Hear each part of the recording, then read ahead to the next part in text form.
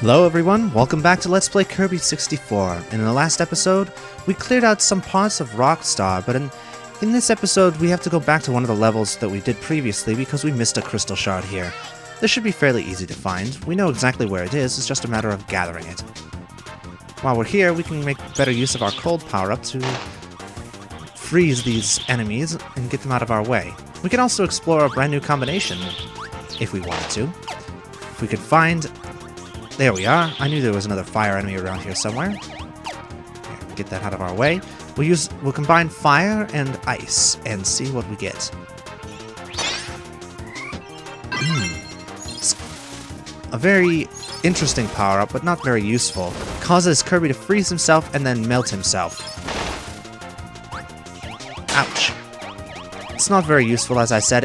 It means that you're completely immobile for a short time. But it's good to know that it can be done. And also, since we're coming back here, it'd be interesting for me to note exactly what happens to the crystal shards that you've already collected when you come revisit a level. You may have seen back there the crystal shard that we collected inside of the skeletal dinosaur. It's turned into a blue star now. The blue star actually is worth 20, the most of any stars that you can gather. The green stars are worth 10, and the red stars are worth 10, I think. And the other ones are worth 5. And it looks like coming down this way actually gives us a mini-boss to fight instead of just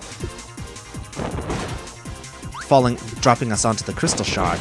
So that crystal shard must be our reward for defeating this mini-boss. But thankfully, our flame power-up is more than suited enough to defeat it. There we are. There's the crystal shard we were missing. And here's a bit of a secret. If you've already beaten the level, if you go back to gather another crystal shard, you can just press start and hit try again, and it'll take you out to the overworld with the crystal shard already collected, so you don't have to finish the level a second time. Let's go ahead and head on to this level, shall we? Level 4. Let's go ahead and combine... Oh, never mind. We'll just grab a bomb power-up instead of using our fire power-up anymore, because as much fun as using fire is, it's not very useful. See, there's the pigs I was talking to you about before, and it looks like we're headed towards that great black obelisk out there. What do you think it could be? Is it a spaceship of some sort? A gigantic tower constructed by an ancient civilization? Maybe they're still here. We'll have to see if we can find them. Out of my way, pig. Jump onto this platform and it'll take us up inside the structure, whatever it is. And this is some of my absolute favorite music in this entire game. There's lots of wall-mounted shutzos here. They're shooting at us. Apparently, whoever built this place had a very high regard for internal defense work. But Kirby's so nimble, he's able to dodge all of their attacks, and will head up inside of this structure.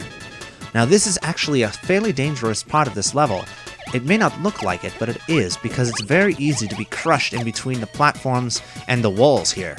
So you want to try to avoid that as much as possible, avoid getting in between them as much as possible, and spend as short a time as possible actually inside this area, especially in this narrow part here. It's very, very easy to be crushed here, and you instantly die. So we'll go ahead and head up here. These guard sentries here on the sides here actually have the spark power-up with them. So we'll go ahead and combine our bomb with spark and see what we get. Go ahead and climb up inside. And there's Adeline. It looks like she's painted something, but the room's so dark it's hard to tell what it is she's painted. Well, let's use our bomb spark power-up to see what... Ah, Kirby turns into a light bulb that shines for a brief time before breaking, just like most incandescent lights. It looks like she's painted a tree, a tear, or maybe a water droplet, and a moon. We'll have to remember that.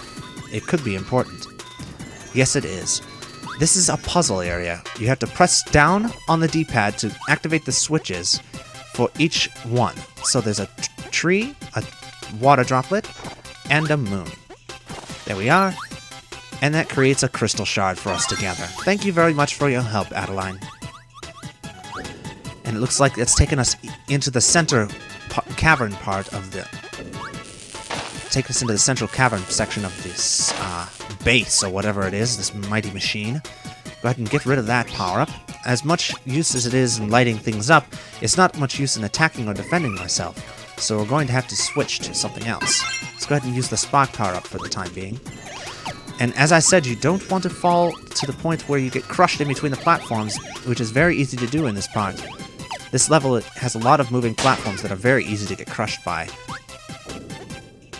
There's a lot of sentry drones here as well.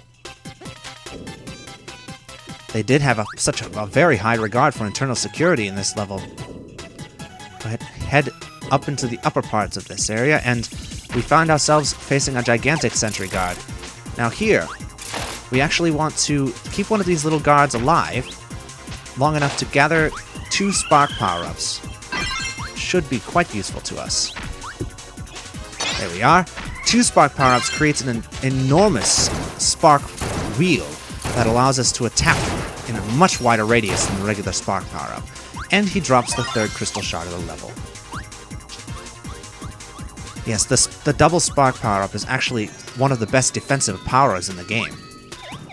So it looks like we have to continue our climb through this level, using these poles here. But it looks like these poles have actually been electrified.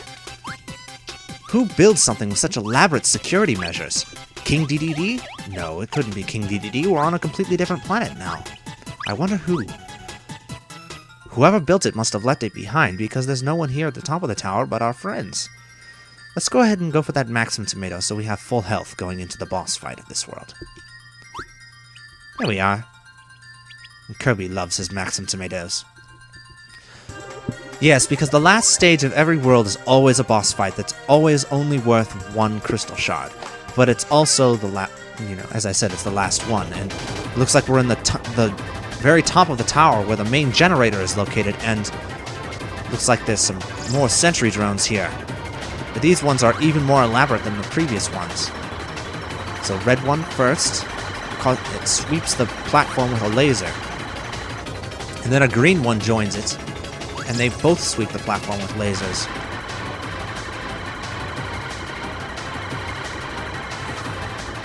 This boss is just a matter of memorizing the patterns that you have to face, and then moving back and forth across the platform to avoid their attacks.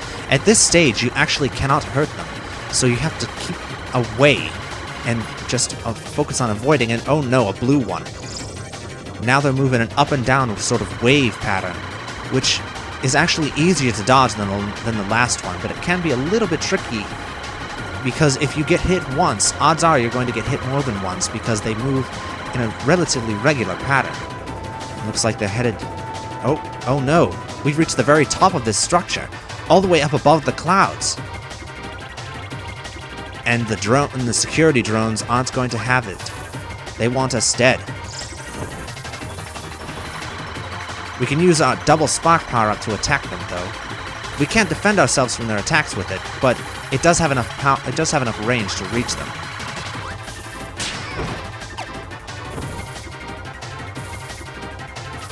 It has much larger range when you're standing still, because when you start to move, the range of the attack shrinks. And each one of these things actually has a different attack pattern while they're standing out here like this. Let's go ahead and get rid of his power. It's not very much use against this boss because you have to be moving for it to work. That was an extremely unlucky hit to take there. Go ahead and just jump through them when they're doing this sweep attack.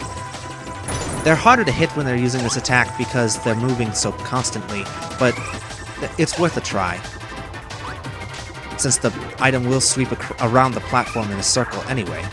And this is the most common attack to use, where they simply rotate around the platform and fire shots at random down into the platform itself. But it's easy to dodge as long as you stay out of their way, and it looks like we defeated all of them, reducing them back to the basic wire frames. And they explode, which leaves us with a crystal shard. And Kirby dances. Looks like we've had to trek back across the desert, though, since destroying that machine must have taken a lot out of everyone, especially Kirby. Oh, poor Kirby. Oh, he's hungry. Of course. He would be. And they decide, you know what? Let's stop for a picnic. Thanks to Adeline, we have an unlimited supply of food so long as she has canvas to paint on. See?